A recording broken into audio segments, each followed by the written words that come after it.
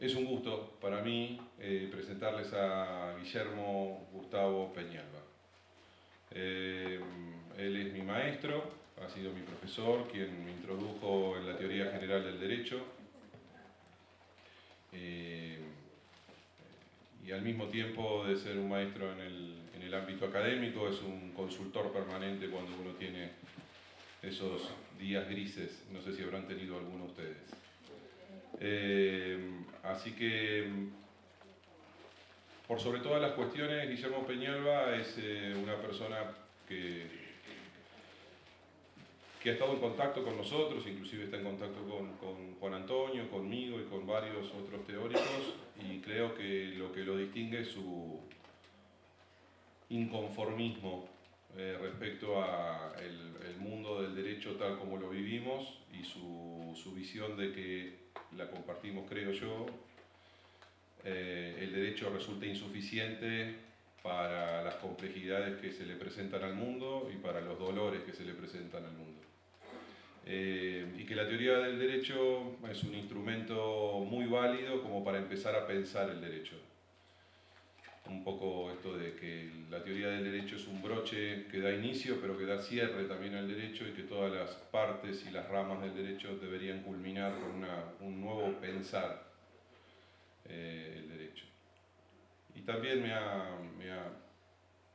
ha introducido en esto de las dudas y de tener cada día menos certezas. Así que me parece que es muy buen momento para escuchar a alguien del cual vamos a extraer unas cuantas dudas, unas cuantas incertezas, y nos las vamos a ir mascullando a nuestros hogares, y vamos a volver el año que viene a escucharlo seguramente nuevamente para que nos traiga nuevas dudas. Así que le agradezco por ser mi maestro, mi amigo, y los dejo con ustedes, Guillermo Gustavo Peñalba.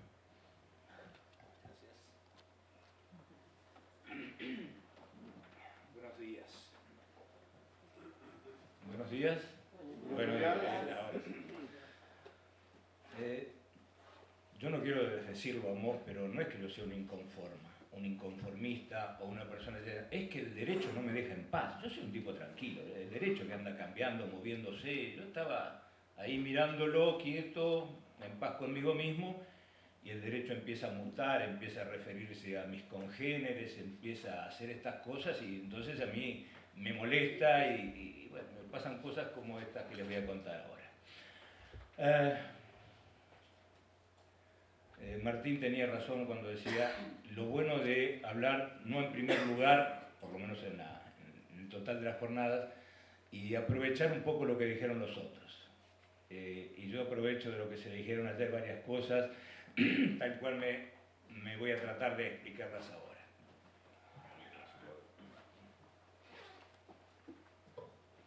Contra la mejor opinión de mi mujer, a mí me encantan los espectáculos de magia. Esos espectáculos donde aparece el mago, a veces con cara de sonso, a veces disfrazado y demás, y que empiezan rompen un papel en 1000 pedacitos, y me miran para otro lado, yo me distraigo, al ratito me muestran el mismo papel entero, meten a una chica en una caja, la cortan con un filo extraordinario, la pinchan y la chica después sale. A mí me encantan esas cosas. Me encantan porque yo juego un juego paralelo, que es tratar de descubrir cuál es el truco. Y no me ha ido mal. Algunas veces he encontrado el truco, cómo es y cómo funciona. Es decir, me ha dado una satisfacción, no solo el espectáculo, sino también descubrir la mecánica del espectáculo. Algo parecido me pasa con las falacias. Las falacias tienen algo de la magia, tienen algo del truco, tienen algo del engañar. En algunos casos el engaño es terrible, es traicionero, en otros casos es casi inteligente, o de tan exagerado uno advierte que es un engaño, entonces no funciona como tal. Pero por razones laborales, a veces por gusto simplemente, me ha gustado jugar siempre a descubrir las falacias. Dónde estaban, identificarlas, comprenderlas, jugar con eso, me ha dado una satisfacción similar a la que me ocurre con los trucos del prestidigitador. Hasta que me empezaron a aparecer esto que decía, no es que yo sea inconformista, es que me andan cambiando el mundo. Yo no no quisiera ser como soy. Hasta que empecé a tener alguna sospecha con el tema de las falacias. Empecé a tener alguna sospecha, primero medio infundada, después ya más fundada, después a tener recelo, y después se me cayó algo así como el descreimiento absoluto. Me habían dicho que lo de las falacias era algo simple y resulta que no. La cuestión de las falacias para mí es una cuestión falaz. Y es acá donde quiero dedicarme esta posibilidad que me dan de hablar ante ustedes. Lo primero que tengo que decir, fundamental, es que me voy a dedicar a cierto tipo de falacias, las falacias no formales. No a las falacias formales porque, si me permiten seguir con la figura, lo de las falacias formales sería como asistir a un espectáculo de magia, pero estar detrás del prestidigitador y no enfrente. Y entonces uno tiene la oportunidad de ver la tramoya.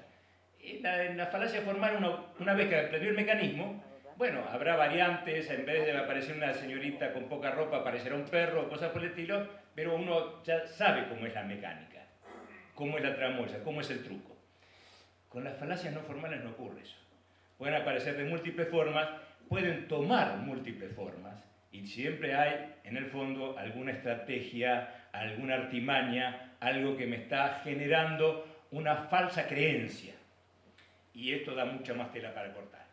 Esto, y por otro lado, porque ya que estamos acá y hay algunos abogados en la sala, lo que tiene que ver con el mundo del derecho es fundamentalmente, no digo exclusivamente, fundamentalmente las falacias no formales. Por eso me voy a dedicar exclusivamente a las falacias no formales para esto. ¿De dónde vienen estos recelos y sospechas de los que hablaba? Tres vertientes, digamos, que he tratado de unificar con alguna palabra clave cada una de ellas. La primera es un problema de abordaje para las falacias no formales, en general de la teoría de la argumentación y de la lógica, que no me ha convencido mucho. La segunda, el problema que tenemos con las falacias en el derecho, que es un problema de las falacias no formales en el derecho, que es un problema bastante grave, porque el concepto de falacia que se ha manejado en el mundo del derecho sufre algunas variaciones que la transforman en algo sorpresivo, por lo menos. Y por otro lado, que veo que hay una estrechez en el concepto general de falacias con respecto a lo que a mí me parece, por lo menos lo veo desde este punto de vista, lo que verdaderamente son verdaderas falacias, auténticas falacias en el sentido mucho más amplio que las falacias meramente discursivas. De estas tres cosas les quería hablar. La primera, el padre Aristóteles nos legó la idea de razonamiento, pero también nos legó las enfermedades del razonamiento. Y estas enfermedades del razonamiento son las que comúnmente, generalmente, nos han sido llamadas falacias. ¿Qué sería la falacia? Bueno, sería un argumento que parece válido, pero que no es válido, que tiene cierto disfraz, cierto ropaje, diría Carrió, de ser un argumento válido cuando no lo es. Y esto ha sido lo que tradicionalmente se ha conocido, aceptado como falacia. Hay un elemento más que hay que agregar y que me parece fundamental en el mundo de lo jurídico. Esta falacia, este argumento que no siendo válido parece serlo, además genera alguna forma de convicción. Pareciera ser que una nota distintiva que no aparece en Aristóteles, pero sí, por ejemplo en Coppi, que dice que es psicológicamente persuasivo. La falacia es un argumento malo, pero que sirve, vamos a decirlo de esta manera. Para los muchos que no son argentinos, la palabra falacia, en realidad en italiano sería falacia, ¿no? Con elle, los rioplatenses, no solo los argentinos, los rioplatenses, a la elle las transformamos en ye. Por eso muchos dicen cállate y nosotros decimos callate. Cuando se habla de falacia, nosotros no decimos fallacia, pero sí decimos falluto. Falluto en argentino quiere decir algo falso, algo que quiere ser más de lo que es, algo que disimula su propia naturaleza, algo que ha sido falsificado. Entonces, fallutear para nosotros es crear algo, inventar algo, falsificarlo, de manera tal de generar un engaño, de defraudar, etcétera, etcétera. Nosotros esto lo decimos, hasta hemos creado un verbo que es fallutear. El falluto es la cosa falsa. Y de ahí viene, para nosotros, de ahí, el lunfardo nuestro, lo genera a partir de la palabra falacia. Esta idea de que tiene que ser un argumento inválido, pero que parece válido y que además genera cierta convicción, ha sido abordado desde el punto de vista de la lógica como si fuera una cosa relativamente fácil, relativamente simple. Pareciera ser que lo único que hay que hacer es dar un concepto de la falacia en general, ¿no? Y después indicar que hay muchísimas falacias y dar ejemplos de ellas. Y avisar simplemente que se cumplen las condiciones de ser un argumento que parece válido que no lo sea y que genera cierta convicción. Cuando se habla de las falacias en particular, ¿qué hace la lógica o la teoría de la argumentación? La parte de la lógica no formal, ¿se entiende? O la teoría de la argumentación cuando se ocupa de las falacias. Bueno, me enumera una cantidad de falacias, me las identifica en un latín macarrónico, tenemos ad tal cosa, ad tal otra, la peticio principe, el neutre lentici, utilizamos ese latín, damos un concepto muy medio impreciso, si se quiere, avisamos que hay cierta conexión con otras falacias y inmediatamente creamos un catálogo inmenso de ejemplos. Cuantos más ejemplos mejor, cuanto más claros los ejemplos mejor, cuanto más chistosos los ejemplos mejor. El concepto no es ni claro, ni preciso, ni nada por el estilo, pero los ejemplos sí siempre lo son, siempre lo son. Y por esto es que me aparecen los problemas con las falacias, porque si el concepto no es claro, ¿cómo puedo identificar todos los ejemplos claros, a pesar de que me los presentan como tales? Imagínense ustedes la argumentación ad misericordia. ¿Qué hace la teoría general? Me dice, bueno, la argumentación ad misericordia es cuando el ponente lo que quiere es no convencer con buenas razones, sino apelar a la emotividad, apelar a la sensación que puede provocar de lástima, generar en el otro una corriente de empatía tal que lo lleve a aceptar aquella tesis que propone cuando en realidad no está dando buenas razones para ello. Este sería el concepto. Después me dice, bueno, se asocia con otras. Por ejemplo, se asocia con la falacia ad populum. ¿Por qué? Porque también en la falacia ad populum hay un recurso a la emotividad. Y inmediatamente me ponen algún ejemplo. Tiene que ser claro y tiene que ser chistoso. Entonces, ¿qué me dicen? Bueno, hubo un señor que había matado a los padres y cuando tuvo que alegar con su defensa dijo que era huérfano. Entonces, a algunos les produce gracia el chiste, entonces dijeron, bueno, ahora me queda claro. A mí, la verdad, hasta ahí no me ha quedado claro nada. Primero, cuando estamos haciendo estas cosas, no aparecen buenos ejemplos, me parece, de falacias. No aparecen buenos ejemplos porque muchas veces lo que se dan no son ejemplos de argumentos, no son ejemplos. Cuando se habla de la falacia ad verecundiam, cuando se habla de la falacia ad verecundiam, lo que se pretende es que respalda el argumento o la tesis que estoy sosteniendo una autoridad. Pero esta autoridad es una autoridad fingida, es una autoridad que no corresponde al campo del que estamos hablando. A ver, no es una autoridad fingida que yo hable de falacias y cite a Atienza para esto, que tiene un libro al respecto. Si es sería una falacia ad verecundiam, que yo diga, bueno, Maduro es apoyado por Maradona, la opinión de Maradona tiene que generar la convicción. Esto es un absurdo. O decir que no hay ninguna tripleta pitagórica que supere a 3, 4, 5, porque lo dijo Stalin. Son cosas que evidentemente recurren a una autoridad que no es autoridad en la materia de la que estoy hablando. Entonces, ahí aparece la falacia ad verecundiam. ¿Y cuál es el ejemplo? Bueno, de que Maradona apoya a Maduro, o de que Stalin dijo que la tripleta... Bueno, pero estos no son argumentos. No sé si ustedes lo quieren presentar luego como un argumento, redimensionar el discurso, reescribirlo de manera que parezca un argumento, pero de la manera que me lo están presentando en este momento. No son argumentos. No son argumentos. Son afirmaciones, son proposiciones susceptibles de ser verdaderas o falsas, lo que ustedes quieran, pero no son, de la manera presentada, por lo menos, argumentos.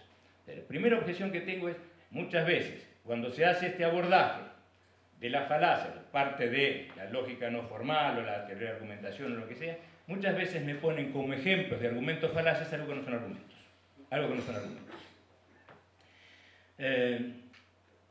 Otro problema. La definición de argumento es inválido, pero no lo parece. La pregunta compleja es reconocida como una de las falacias. Me he peleado recientemente con varios jueces porque los jueces hacen preguntas complejas en medio de una disertación.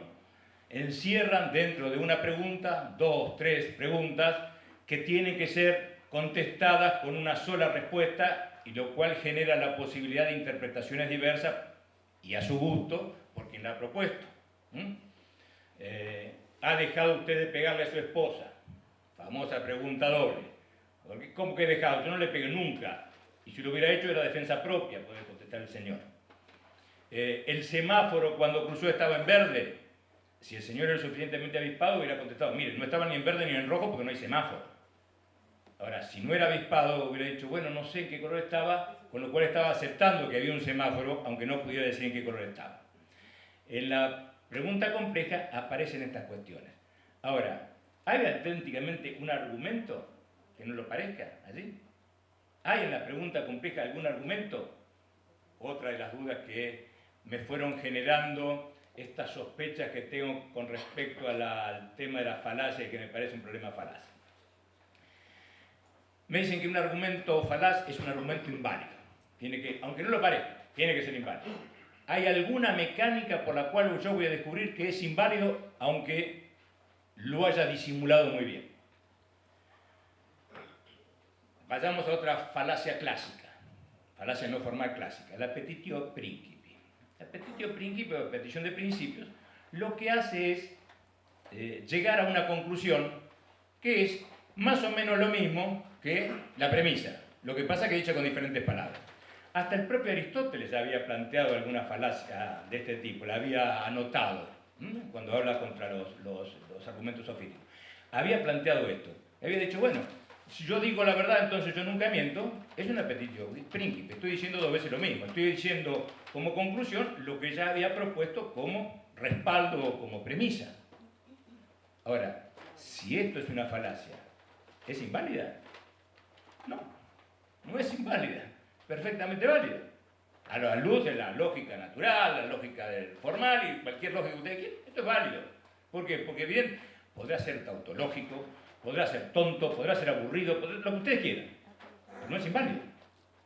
Y sin embargo, la petitio principi está colocada en el listado, debe estar en las top 10 de las falacias reconocidas como tales, falacias no formales. Otra cuestión. Entonces resulta que los argumentos no necesitan ser argumentos inválidos para ser argumentos falaces. Porque yo me encuentro con que algunas de las falacias que han sido reconocidas como tales no son argumentos inválidos. Algunos no son argumentos y otros no son argumentos inválidos. De nuevo, los problemas que me ha generado pensar que la falacia es un problema simple que se resuelve fácil. No, no es así. Eso es falaz. Hablaba de la convicción, sin perjuicio de lo que hable después, de generar convicción. Se genera convicción. ¿Cómo? Bueno, en la literatura en general se hace una distinción, no es unánime esta idea, pero sí se hace una distinción entre lo que sería el sofisma y lo que sería el paralogismo. En el sofisma hay la intención de provocar el error en el otro, la intención de hacerlo caer en una trampa.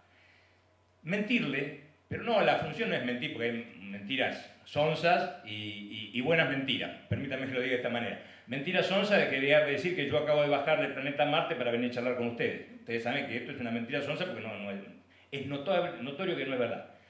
Una mentira buena, en cambio, es la que logra el objetivo, que es engañar. En el sofisma, lo que estoy haciendo es mintiendo o deformando la realidad o escamoteando una parte de ella de manera tal de engañar.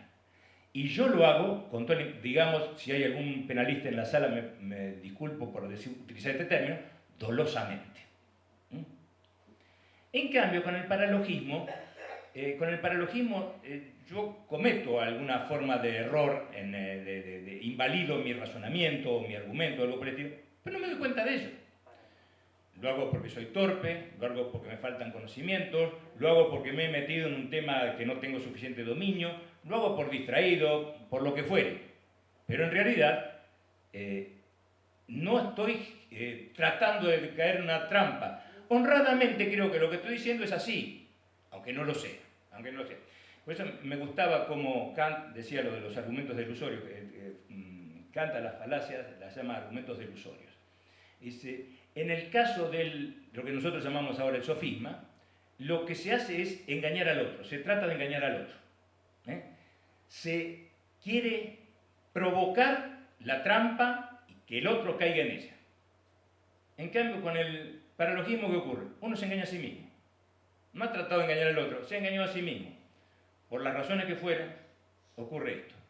Entonces, lo de psicológicamente persuasivo o esto de generar cierta convicción y demás, bueno, también genera muchas dudas a cómo voy a atender. Y fíjense que esta diferencia agrego aparte, ¿no?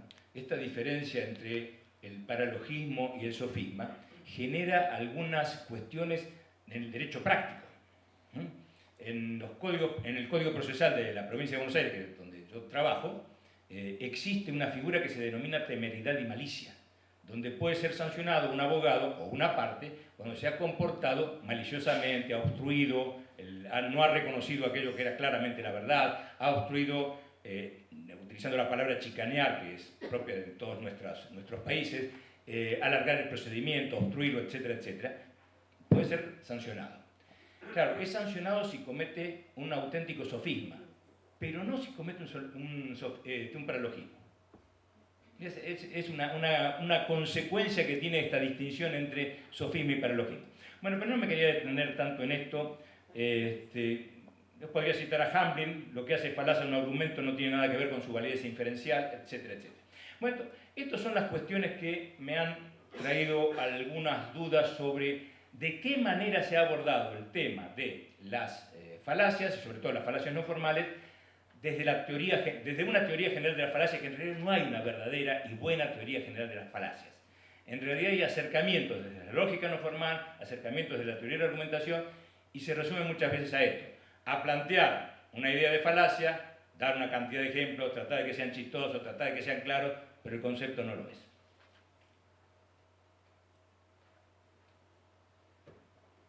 Se me hacen mucho más numerosas y me caen generalmente como en catarata las dudas que me trae el problema de las falacias o de la presunta simpleza de las falacias cuando me refiero a las falacias jurídicas, a las falacias no formales que ocurren en el derecho.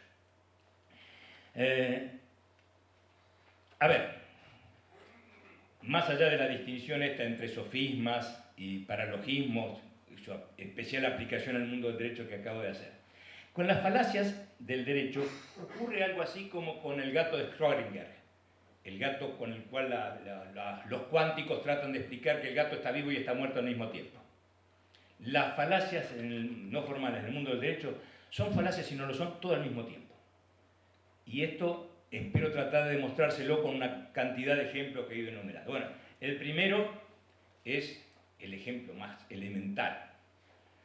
A ver, ¿matar es malo?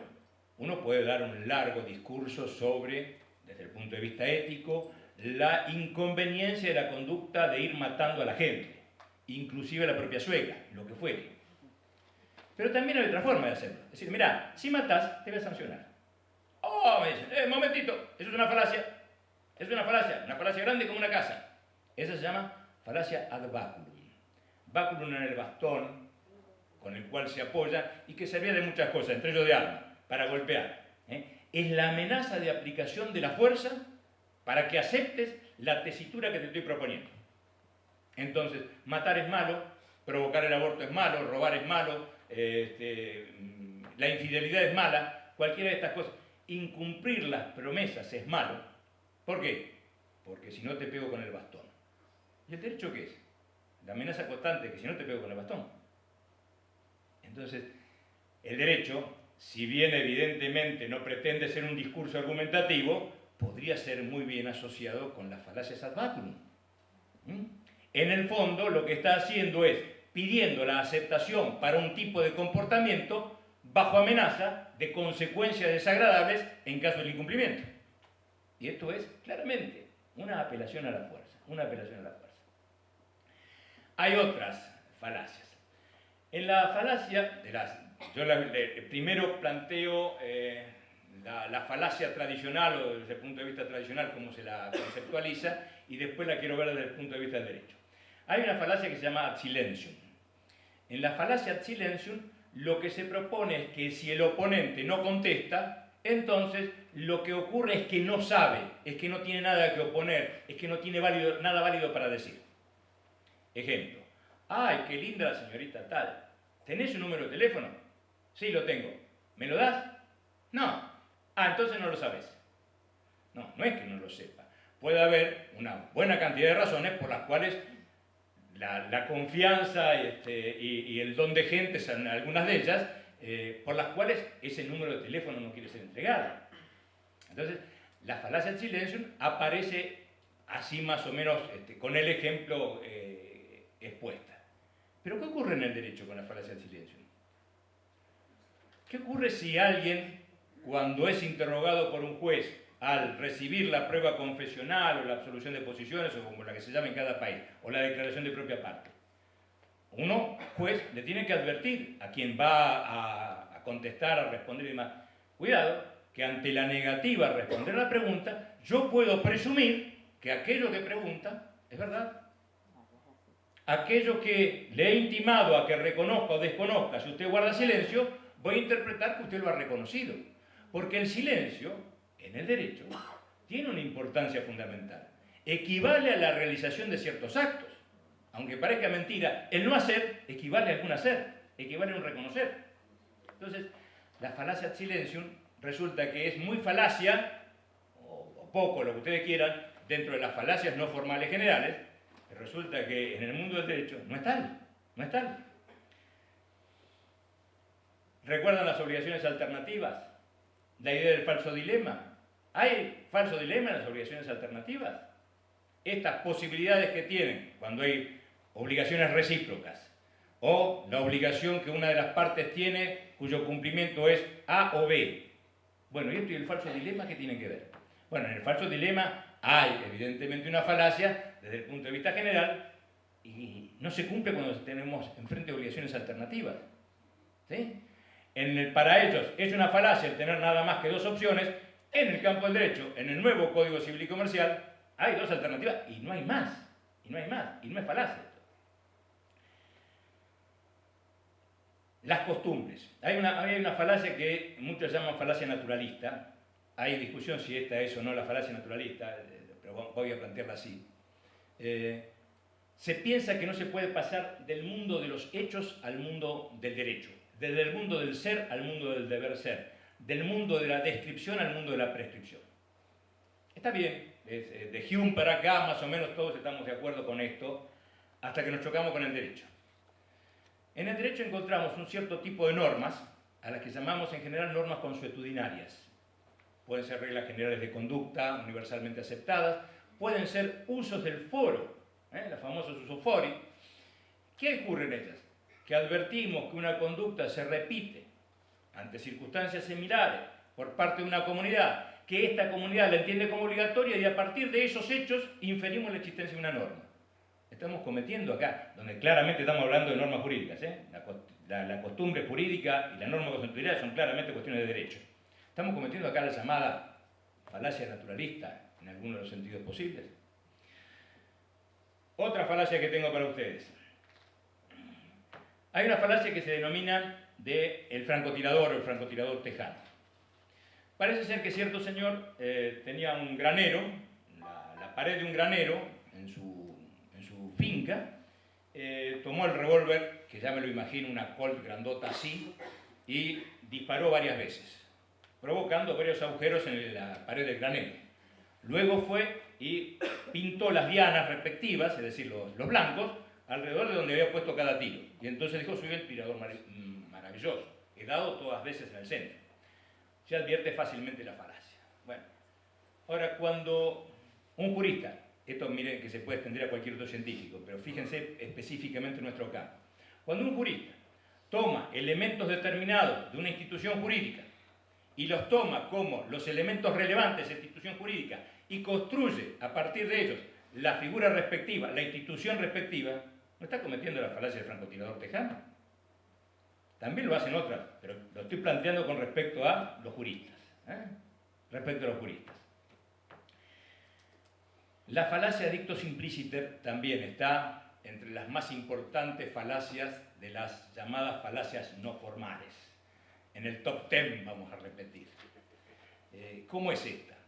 Bueno, ocurre que, a ver, no me acuerdo de quién es el ejemplo, pero supongamos que tantas cosas se han dicho, pongamos que fue de Platón. Todo el mundo sabe que cuando alguien me ha prestado algo, yo tengo la obligación de devolverlo en cuanto me lo pide. Supongamos que un amigo me ha prestado un arma para que yo vaya de casa, supongamos. Y llega en un momento, vamos a hacerlo dramático, a la medianoche, golpea mi puerta y me dice, necesito que me devuelvas el arma. ¿A esta hora? ¿Por qué? Porque he encontrado a mi esposa con otro. Pregunta. ¿Debo cumplir con la prescripción que indica cuando algo ha sido prestado gratuitamente debe ser devuelto al primer requerimiento? ¿O tengo ahí una posibilidad de excepcionar esta situación? Es decir, mirá, tranquilízate, te la doy en otro momento. La falacia de ictus implícita lo que dice es que no hay peligro más grande que el de considerar que una norma general, que en la mayor cantidad de los casos es buena, es aplicable, es justa, acá pongan ustedes el adjetivo que más les guste, lo es siempre. Mayormente es justa, mayoritariamente es equitativa, mayoritariamente es aplicable, pero ahí no quiere decir que sea siempre. Hay algunos problemas de excepción. A ver, la gloriosa escuela del derecho libre, ¿qué diría? Dice, ¿ven? Son los problemas de las normas generales, cuando lo que en realidad tenemos que analizar son conductas individuales. Por eso que el derecho falla, y Gaenu Flavio, y el buen juez Bañó, y todo esto. Que sería más o menos lo mismo que traído más a nuestro tiempo la discusión que hay entre Juan Carlos Bayón y bueno, ya fallecido Carlos Alchorrón, sobre las lógicas no monotónicas y la derrotabilidad de ciertos enunciados. Son cuestiones claramente jurídicas y donde las falacias de ictus implícita y aparecen francamente tergiversadas, por decirlo de alguna manera, con respecto a su formulación académica o tradicional o como gusten llamar. 5 minutos. Me falta como 2 horas. Entonces, repito, algunas rápidas. Tu quoque. La falacia tu quoque es una forma de la falacia ad hominem, por la cual si a uno se le acusa de cierta conducta, lo que uno debe hacer es contestar con otra acusación sobre la conducta del primer ponente. Bueno, los argentinos entienden fácil esto. Le llaman la grieta. Si yo te digo, vos te robaste toda la plata del ANSES, que es la plata de los jubilados en nuestro país, el otro tiene que contestar inmediatamente, vos vendiste a la nación. Tu quoque. Vos hiciste el otro. Entonces, no se defiende uno, sino que acusa al otro. Esto es una falacia grande. ¿Ustedes se acuerdan de la Exceptio non rite de impetti contractus? Tengo un romanista en la sala, así que me va a corregir todo lo que te está diciendo. ¿Qué es lo que estoy diciendo? Es que yo no voy a cumplir si vos no cumpliste. Es una falacia también. Esta para el doctor Antonio. Ad novitatem. Aquella gente que cree que lo que es nuevo es bueno, lo que es nuevo es aplicable. La gente que antes resolvía todo aplicando una norma del Código Penal o del Código Civil o del Código Comercial, ahora quiere resolverlo todo aplicando principios. Todo se aplica en principios. Pero la norma es clara, no importa, yo voy a aplicar principio primero. Y la última, que es la más característica de todo, que es la falacia de ignorancia. La falacia de ignorancia es cuando alguien propone una cierta tesitura y como nadie puede demostrar que esa tesitura es falsa, entonces se pretende que esta tesitura es verdadera. Esto es una falacia grande como una casa para la lógica no formal. Pero tenemos un problema en el derecho. Gracias a Dios que existe esto. Esto es el principio de inocencia. Si alguien no prueba que yo soy culpable, entonces debo ser considerado inocente. Bueno, esto todavía daba para hablar, pero ya me están mirando feo. La tercera cuestión que quiero es que, a ver, yo he planteado que hay falacias en los discursos. Y es lógico, esto lo podemos aceptar todo, que tenemos falacias en los discursos, y los discursos argumentativos aparecen claramente. En los discursos pseudo-argumentativos, en los discursos que parecen ser descriptivos nada más, que tienen de nuevo como Carrió, esos ropajes, pero que en realidad encierran alguna forma de directiva, en esos también pueden ocurrir. Pero pueden ocurrir en aquellas situaciones que no son auténticamente discursivas. Allá donde ha sido omitida toda forma de discurso, ¿puede haber una situación falaz? Bueno, yo, para evitar algunos inconvenientes, he traído algunos casos de situaciones que pueden ser consideradas falaces. Una empresa de seguros, en una mediación, opuso lo siguiente. Dice, bueno, la interpretación de esta cláusula ha sido conforme criterio inveterado y generalmente aceptado. Por supuesto, con esa cláusula lo que evitaba era pagar. Bueno, ¿cuál fue la cuestión? Dice, bueno, señor, mire, estamos en una mediación, una forma de resolución alternativa de conflictos, usted va a tener que acreditar esto. ¿Cómo no? ¿Cómo no? ¿Cómo no? Trajo cientos de cajas con cantidad de pólizas que todas remitían a más de 100 años, donde decía, ve, acá está. Bueno, hay que revisar todo nada más. Esto no hay un discurso, en realidad, sí lo hay, por supuesto, pero no hay un discurso manifestado. ¿Y lo que estoy haciendo qué es? Obstruyendo, engañando, imposibilitando al otro. Bueno, me parece que también esta es una forma falaz. Si reduzco, si estrecho la idea de falacia a la idea de discursiva, dejo afuera estas conductas tramposas. Porque estas son conductas tramposas. Ya voy, ya sigo. Otra. Se pide, una señora inicia contra su amante o que fuera la paternidad, el reconocimiento de paternidad y filiación con respecto al hijo que ha tenido. ¿Qué pide? El ADN del hijo, el ADN del presunto padre y el ADN de los demás hijos del presunto padre. ¿Para qué? Porque sabe que si alguien se niega a hacer este peritaje, inmediatamente va a aparecer la presunción en su contra. De nuevo la trampa. De nuevo la trampa. Aparente generosidad. Esto lo he visto en directo. Se trataba de una empresa muy importante que no había pagado, por un error contable o por lo que fuera, no había pagado una suma, era alta para el reclamante, para el acreedor, pero no así para esa firma. Entonces se decidió trabarle embargo y se habilitó a una persona, alguien muy sordo, muy vivo, para que trabara un embargo. Apenas entró a la empresa y dice, me imagino que esta empresa no voy a hacer un embargo solamente simbólico. ¿Qué embargó? El sillón del presidente del directorio. Cosa que el tipo cuando se sentara ahí se diera cuenta que estaba sentado sobre el embargado. Esto es una presión terrible. No hay un discurso que uno pueda decir, qué falacia que hay ahí. Y sin embargo, hay el ejercicio de una presión. Ustedes me dirán, bueno, hay algo de la ad baculum. Sí, puede ser. Pero yo les muestro que con hechos desnudos a veces, se puede presionar, tender trampas, exigir al otro de una manera que no utiliza buenas razones. Ya voy, otra. Bueno, problemas con las terminologías. Amos hablaba, y por eso yo le decía, no estoy tan de acuerdo, hablaba sobre problemas del lenguaje técnico. Hay dos palabras que generalmente provocan graves discusiones y en las dos tuve experiencias propias. En un juicio de reivindicación, a alguien que tenía que declarar, se le preguntó si detentaba la posesión del inmueble. Él era el ocupante. Él dijo, sí. El abogado dijo, ¿quedó asentado en el acto? Sí, sí, por supuesto. Perfecto. Cuando tuvo que alegar, dijo, confesó. Porque detentar es poseer sin derecho, técnicamente. Lo que pasa es que lo utilizamos generalmente como poseer simplemente. Pero detentar es poseer sin derecho. Otra, la palabra pericia. La utilizamos como que el informe técnico que nos ha sido presentado por el perito. Pero pericia no es eso. Pericia es la aptitud que tiene un individuo para dar respuestas respecto de algunas cuestiones. Por su formación universitaria, por su aprendizaje, por lo que sea. Lo que presenta se llama peritaje o experticia o lo que sea. Un abogado malo, no voy a decir quién, dijo, no, lo que se está impugnando es la pericia, y si se está impugnando la pericia voy a traer todos los títulos que tiene el ingeniero que llevó a cabo este informe. Y con lo cual me evité contestar la impugnación del peritaje. Recursos iconográficos de Pepito gobernador, y aparece Pepito mirando la imagen de algún líder carismático, miles de esas, habrán conocido en todas partes. Hay allí alguna apelación a qué? A la simpleza. de algunos que son el objeto de ese discurso.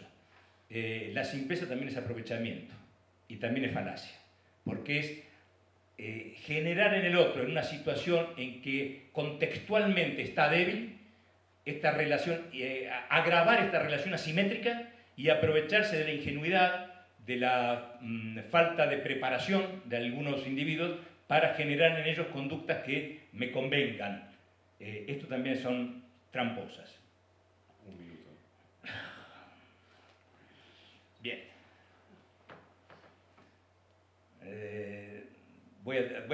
Salto. Había otras cosas para decir. Salto. Dicen que la mayor astucia del demonio es hacernos creer que no existe. A mí me parece que la mayor astucia de las falacias es hacernos creer que son problemas simples. No son problemas simples. No son problemas que yo puedo eliminar, que puedo subvenir, que puedo resolver, simplemente haciendo una definición de ellas, poniendo algunos ejemplos, aclarando algunos aspectos y demás. No, no, no. Hay mucho más en las falacias. Hay algo más, más profundo, más soterrado, más difícil y también más perverso en las falacias que la que vemos a simple vista. La falacia es la auténtica explotación de uno por el otro, porque lo que estoy haciendo es colocando al otro en una situación de inferioridad, aprovechándome, obstruyendo su acceso a la justicia, por ejemplo, abusando de mi derecho, por ejemplo. Todas estas situaciones tienen que ver con la organización jurídica de los distintos países, con el derecho de los distintos países y demás. Todo esto es reconocido. ¿Precisamente por qué? Porque son trampas que tienen que evitarse. Cualquier jueza laboral sabe lo que es que los telegramas enviados por un trabajador en respuesta presunta a los de su empleador, hay que filtrarlos con una óptica muy especial. ¿Por qué? Porque el pobre trabajador por ahí no está en condiciones jurídicas de contestar las imputaciones que se le formulan a través de un telegrama. Y la contesta buenamente, cree que no, que con buena fe voy a contestar cualquier cosa, y sabe que está, por decirlo en argentino, metiendo la pata hasta el cuello. Estas son conductas falaces. Estas son conductas falaces. Pero claro, si yo concibo a la falacia de esta manera, lo que estoy haciendo es sacándole del campo de la lógica, sacándolo del campo exclusivo de la teoría de la argumentación. Si yo quisiera seguir esto, como siguen algunos autores, la pragma dialéctica y demás, en realidad el problema de las falacias es un problema moral, es un problema ético. ¿Está bien? Muchísimas gracias, profesor.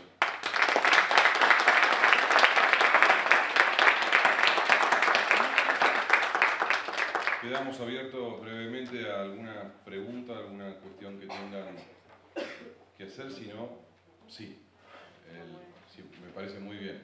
Por favor, aquí el juez. Fazer una provocación. Muy bien. La falacia que falar, Sí. yo hablo muy mal español. Hacemos la traducción. Fica tranquilo, hacemos la traducción. ¿Cómo traduces eso con el problema de fake news? La fake news, la falsa, la noticia Ah, falsa. las falsas noticias. Las noticias falsas. Bueno. Porque ese es un problema de Sí. falacia. Otro, El micrófono, Guillermo.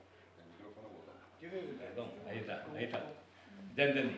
Esto es la manifestación de ese problema, aparece ahora precisamente con la existencia de las redes sociales y la generación de noticias que son falsas, pero no las falsas, groseramente falsas. No las que aparece un señor disfrazado de novia y dicen que es la pareja de algún presidente de alguna nación perdida en alguna parte. Eso es una... Plausibles, son falsas y plausibles. Claro, el asunto es cuando son falsas, pero son disimuladamente falsas, cuando en realidad vienen a socavar al de buena fe, al que lee distraídamente, al que lee con atención eso no le ocurre. Esto tiene que ver fundamentalmente con cierta sensación de credibilidad que han generado, para mí, de una manera infundada por completo, ciertas redes y ciertas plataformas. YouTube, por ejemplo, es capaz de, si mi mamá estuviera viva, diría, yo lo vi en YouTube, nene. Como diciendo, bueno, he ido a lo máximo que se pueda concebir. Esto de las falacias en las falsas noticias y demás son destinadas a generar, a veces, disconformidad, a veces la aceptación de una tesis para la cual no hay buenas razones para su aceptación, y tienen que ver también con una pésima administración de los medios de comunicación. Por lo menos en mi país ocurre así, una pésima administración de los medios de comunicación. No sé si con esto estoy dando respuesta a este tema. Sí, mas Sí, ¿cómo o no? problema é que muitas vezes as notícias são orientadas propriamente, são falácias dolosas para criarem um problema, para darem um mau argumento. E depois vai tornar-se um válido argumento. Claro, lo que pasa es que ahí ocurre también otra falacia, que es la de la profecía autocumplida. Se genera una discusión en los diarios de mayor circulación. Yo puedo decir, se está sospechando, lo cual no estoy diciendo nada, se está sospechando la posibilidad de un golpe de Estado. Lo repito tantas veces que otros medios que vienen a repetir el mío, yo soy un medio de gran circulación, otros medios, y los grandes medios dicen que se está generando un golpe, y al rato estamos todos sosponiendo el golpe, estamos todos yendo a comprar fideos y esas cosas que ocurrieron en mi país cuando ocurrían los golpes de Estado. Esto se genera, ¿por qué? Porque hay una mala administración de los medios. La ley de medios, Martín decía el otro día, ayer, decía, una de las cosas que tenemos para la defensa de la democracia auténticamente es una buena ley de medios. Y nosotros dudo que tengamos una buena ley de medios en la actualidad. Bueno, segunda pregunta, la colega argentina. Colega En el derecho de argentina. familia existe Una más. una nueva figura que es el progenitor afín. Cuando vos me hablas de falacia, yo digo, ¿hasta qué punto no es una falacia? Porque se construye un progenitor afín al niño, pero que en realidad tiene que ver con una definición del adulto, porque es el conviviente del adulto. Y es el padre que parece padre sin serlo. Problemático el tema. No sé si no es una falacia. No, yo tampoco, me parece que no sé si es una falacia o más bien una ficción esa. Bueno, A veces, porque a veces Estoy la pensando ficción, en voz alta. la ficción puede generar una falacia, pero yo creo que no debemos confundir, como no debemos confundir mentira con engaño. Bien. A través de la mentira se puede llegar al engaño, a través de la creación de esta ficción, que es el padre afín o cosas por el estilo, se puede llegar después a construir una falacia. Exacto. Pero me parece que Estoy habría... pensando en voz alta, No en sí mismo. pero- El colega de Bolivia. Perfecto. Entre la categoría de las formas no formales de falacia, hacía mención a la falacia ad silencio. Ponías el ejemplo que se traslada al marco del derecho penal en cuanto a los delitos de omisiones, ¿no? Omisión propia, en el cual, por ejemplo, en razón a la profesión, el policía que no actúa de manera diligente y estando obligado a hacerlo, el salvavidas que estaba siendo contratado para un oficio determinado y deja que un niño se ahogue. Pero yo pienso, ¿no?, en voz alta, y por ejemplo, existe un derecho constitucional que es el derecho a guardar silencio. El derecho a guardar silencio sin que este elemento, al momento en que presta su declaración, el imputado fuese utilizado en contra del imputado. Yo he sido más de 10 años fiscal, pero en el pragmatismo mismo se da el hecho de que cuando una persona guarda silencio, de alguna manera él mismo se está autolimitando en lo que son sus garantías constitucionales de ser oído. Y cuando guarda silencio, bueno, él se atiene a declarar, no se le utiliza ese elemento especial en su contra, pero se limita él mismo al poder ejercer el derecho a su defensa material a través de la garantía de ser oído. Entonces, ¿no sería también aplicable, pregunto, y esa es la duda, esta falacia ad silentium al ejercicio no de la garantía de ser oído? Bueno, tal vez habría que saber un poco más de derecho penal de lo que yo sé, pero hay una cosa, lo voy a tratar de trasladar a otro caso más del derecho privado. Hay algunas profesiones que tienen la obligación de guardar silencio con respecto a algunos temas que son propios de la relación entre quien presta el servicio y el que lo recibe. El abogado tiene una relación de confidencialidad con su cliente, como también la tiene el médico. Preguntado un médico, preguntado un abogado sobre situaciones propias de la salud del individuo o propias de la situación jurídica de un individuo, un abogado o un médico tienen el derecho de guardar silencio. lo que yo planteé como falacia es cuando aparece la obligación de un individuo a dar respuesta, sin que esto pueda ser derrotado por otra facultad que tiene, ahí aparece otra falacia, ¿no? El problema de la derrotabilidad, sin que esto pueda ser derrotado por otra obligación que tiene. Cuando yo exhibo a un individuo un documento, el pagaré, por ejemplo, y digo, reconozca, porque si no lo reconoce, voy a pensar que esa firma es suya, ahí estoy en el medio de lo que la teoría general de las falacias y demás llama una falacia ad silencio. Cuidado, que resulta que después en el derecho estas falacias ad silencio no son tales. Damos por cerrada la sesión hasta ahora. Vamos a hacer un corte. Sí, última, muy breve, porque si no García Amado nos pide la deportación a nuestros países de origen. Somos todos en el mismo barco, vamos a parece. Última pregunta, muy breve, te lo pido, por favor. Sí, solamente que las falacias utilizadas, por decir, por una de las partes en proceso, que generen o hagan incurrir en error al juez, ¿cómo se subsanan en la apelación, en casación y qué se puede alegar en contra? Porque si la idea es recurrir a una falacia para inducir en error, generar convicción en el juez, cuando hay una prueba falsa es fácil, ¿no? Cuando hay elementos falsos, pero Quedó clara la pregunta. A ver, hay una cuestión que habría que ver primero si la falacia fue creída por el juez del grado, digamos, el juez de la primera instancia, lo que nosotros llamamos el juez de la primera instancia, si fue creída. Si fue creída, se actuó en consecuencia de haber creído y de haber sido inducido a error y haber caído en la trampa del error. Después, forma parte del recurso del abogado, también los abogados lo tienen que hacer en la vida, forma parte del recurso del abogado denunciar dónde se encuentra la falacia que ha sido atendido el juez y cómo el juez, por falta de atención o por dolo, supongamos, cualquier cosa puede darse, ¿por qué ha incurrido en ella? Entonces, esto sí, plantearlo en la vía recursiva respectiva. Acá no es un problema tanto de falacias como un problema de índole recursiva. Es, ¿qué crítica tengo que hacer yo a un argumento que se desarrolló en la sentencia que fue provocado por una actividad falaz de uno de los abogados proponentes? El juez, por las razones que fuera, ha incurrido en ella, yo tengo que atacarlo. Pero acá ya no es una cuestión tanto de falacia como una cuestión recursiva directamente. Bueno, agradecemos a Guillermo Peñalba, lo saludamos con un aplauso y muchas gracias.